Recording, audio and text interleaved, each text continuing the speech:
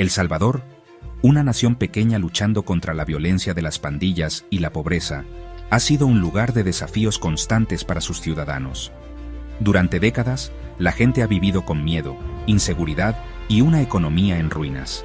Las pandillas controlan barrios enteros, y la corrupción ha sido rampante en todos los niveles del gobierno. En medio de este caos, encontraron un Salvador poco convencional en 2019. Un hombre que prometió cambiar el rumbo de la nación y traer esperanza a un país desesperado. Nayib Bukele, un joven y carismático empresario, llegó al poder prometiendo un cambio. Con su estilo fresco y su enfoque directo, capturó la imaginación de una nación cansada de la vieja política. Él era un marcado contraste con la vieja guardia. Mientras los políticos tradicionales se aferraban a sus trajes y discursos formales, Bukele se presentaba como uno de ellos. Alguien que entendía sus problemas y estaba dispuesto a luchar por ellos. Bukele, con sus gorras de béisbol al revés y su afición a las redes sociales, era un presidente milenial para una generación milenial hambrienta de un nuevo tipo de liderazgo.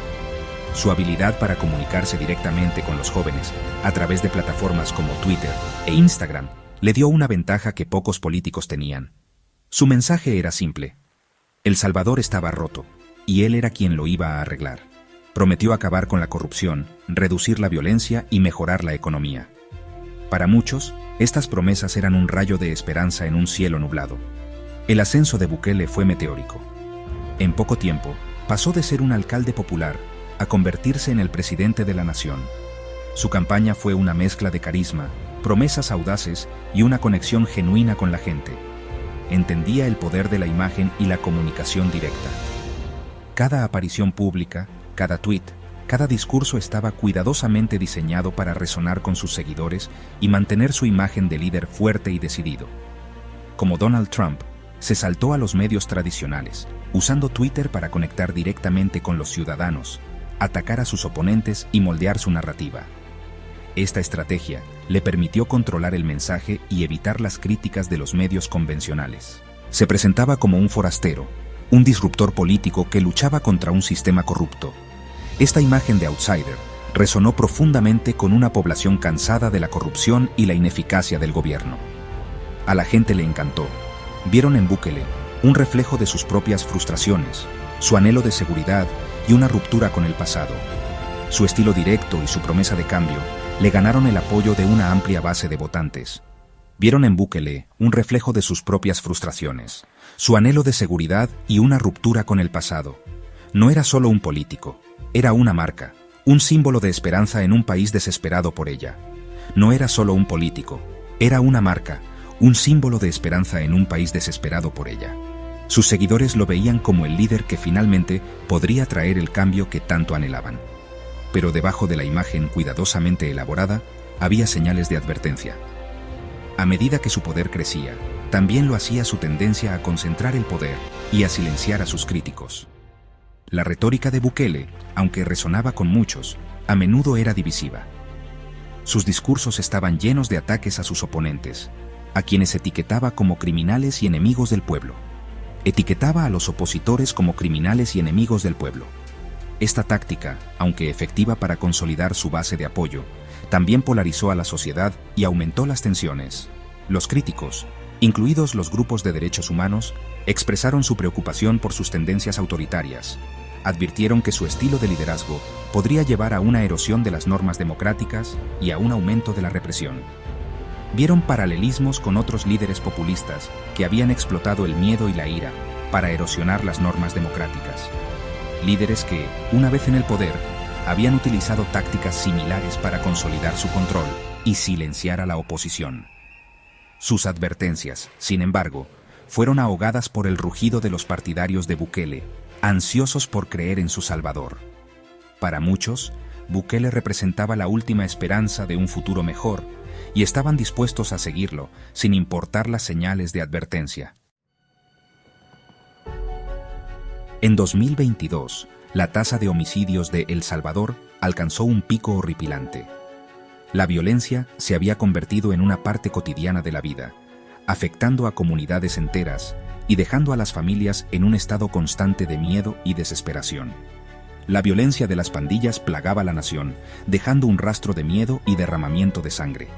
Las calles estaban marcadas por grafitis de pandillas, y los memoriales improvisados se convirtieron en una vista común, recordando a las víctimas de la violencia. Bukele respondió con mano dura. Declaró un estado de emergencia, inundando las calles con militares y policías. Los patrullajes se intensificaron, y los puntos de control se volvieron omnipresentes, en un intento de recuperar el control de las áreas más afectadas. Miles fueron arrestados, muchos sin orden judicial, en una redada masiva que apuntaba a presuntos pandilleros. Los resultados fueron innegables. Los homicidios se desplomaron. Sin embargo, la rapidez y la severidad de las detenciones generaron preocupación entre los defensores de los derechos humanos. El Salvador, una vez sinónimo de violencia, vio una caída sin precedentes en la delincuencia. Las calles, antes peligrosas, comenzaron a llenarse de familias y niños jugando, disfrutando de una paz que no habían conocido en años. Bukele promocionó estos logros como prueba de su éxito, una reivindicación de su enfoque de línea dura. En conferencias de prensa y discursos públicos, destacó la reducción de la violencia como un triunfo de su administración. Reveló planes para una nueva prisión masiva, la más grande del hemisferio occidental, para albergar al creciente número de detenidos. Este proyecto monumental fue presentado como una solución necesaria para manejar la crisis de seguridad. El centro de confinamiento del terrorismo, como se le llamó ominosamente, se convirtió en un símbolo de la guerra de Bukele contra el crimen. Con sus altos muros y torres de vigilancia, representaba tanto la determinación del gobierno como las crecientes preocupaciones sobre los derechos humanos. Pero la represión tuvo un alto precio. Las protestas comenzaron a surgir, con ciudadanos preocupados por el costo de estas medidas en sus libertades personales. Las organizaciones de derechos humanos informaron de abusos generalizados, detenciones arbitrarias, torturas y desapariciones. Las historias de familias separadas y personas desaparecidas se volvieron comunes, alimentando la indignación pública. El sistema de justicia, ya frágil, estaba abrumado. Los tribunales se llenaron de casos, y los jueces luchaban por manejar la avalancha de procedimientos legales. Miles languidecían en prisiones superpobladas, privados del debido proceso. Las condiciones dentro de las cárceles se deterioraron rápidamente, con informes de hacinamiento y falta de recursos básicos. Los críticos argumentaron que Bukele, en su afán por restaurar el orden, estaba desmantelando los cimientos mismos de una sociedad democrática. Los debates sobre la legalidad y la ética de sus acciones se intensificaron, tanto en los medios de comunicación como en las conversaciones cotidianas. Advirtieron que la erosión de las libertades civiles, una vez perdidas, sería difícil de recuperar. La lucha entre la seguridad y la libertad se convirtió en el tema central del debate nacional, dejando a muchos preguntándose si el precio de la paz era demasiado alto. A medida que el control de Bukele sobre el poder se fortalecía, también lo hacía su intolerancia a la disidencia. Los medios de comunicación, alguna vez un control sobre el poder ejecutivo, se convirtieron en un objetivo. Los periodistas que se atrevían a criticar al gobierno se enfrentaban a la intimidación, el acoso en línea e incluso a amenazas. Bukele, haciéndose eco del manual de estrategias de Trump, desestimó la cobertura crítica como noticias falsas y calificó a los periodistas como enemigos del pueblo. Debilitó sistemáticamente las instituciones democráticas. La legislatura, una vez un foro para el debate, fue marginada. Los jueces que fallaban en contra del gobierno eran destituidos y reemplazados por personas leales. Paso a paso, Bukele estaba consolidando el poder, transformando la frágil democracia de El Salvador en algo parecido a una autocracia. Justificó estas acciones como medidas necesarias para combatir la corrupción y asegurar el futuro de la nación. Sus partidarios, muchos de los cuales se benefician de la mejora de la situación de seguridad, lo aplaudieron. Pero bajo la apariencia de estabilidad, se estaba apoderando un clima de miedo. Los críticos, temiendo por su seguridad, fueron silenciados. Los partidos de la oposición fueron marginados. El Salvador, una vez un faro de esperanza para la democracia en América Latina, estaba volviendo a caer en las sombras del autoritarismo. A pesar de las crecientes preocupaciones sobre sus tendencias autoritarias, Bukele sigue siendo inmensamente popular en El Salvador. Su ascenso al poder ha sido meteórico, y su estilo de liderazgo ha capturado la imaginación de muchos. Desde su elección, ha implementado una serie de políticas que han transformado el panorama político y social del país. Sus partidarios señalan la drástica reducción de la delincuencia y elogian su fuerte liderazgo. Argumentan que, bajo su mandato, las calles se han vuelto más seguras y la vida cotidiana ha mejorado significativamente. Las estadísticas muestran una disminución notable en los índices de criminalidad, lo que ha generado un sentimiento de esperanza y renovación entre la población. Argumentan que él es el único que puede romper el ciclo de violencia y pobreza que ha plagado a la nación durante décadas. Para muchos, Bukele representa una ruptura con el pasado, una figura que no está atada a los viejos partidos políticos y sus fracasos. Su enfoque pragmático y su capacidad para tomar decisiones difíciles han sido vistos como necesarios para el progreso del país. Sus índices de aprobación siguen siendo altísimos, un testimonio de su capacidad para conectar con las aspiraciones y ansiedades de los salvadoreños comunes.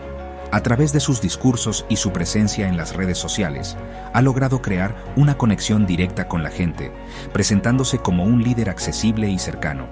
Pero el legado de Bukele se extiende mucho más allá de las fronteras de El Salvador. Su influencia se siente en toda la región, donde otros líderes observan con interés su enfoque audaz y su capacidad para mantener el control.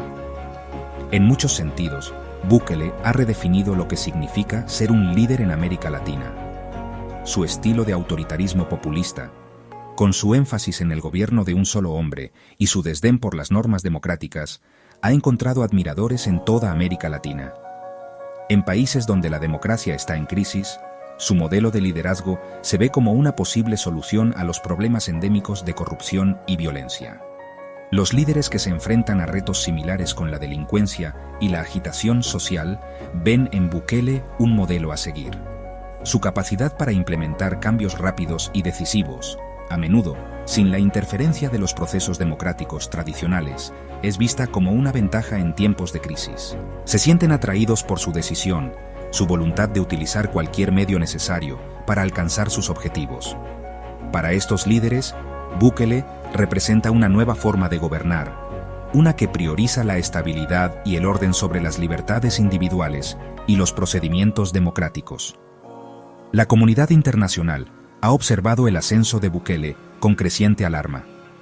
Organizaciones y gobiernos de todo el mundo han expresado su preocupación por la dirección que está tomando El Salvador bajo su liderazgo.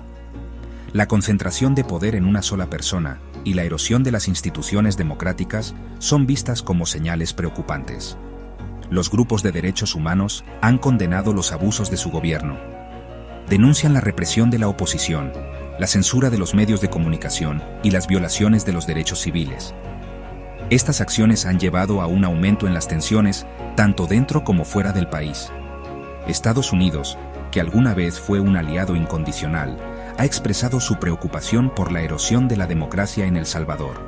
Las relaciones entre los dos países se han enfriado, y Washington ha advertido sobre las posibles consecuencias de continuar por este camino autoritario.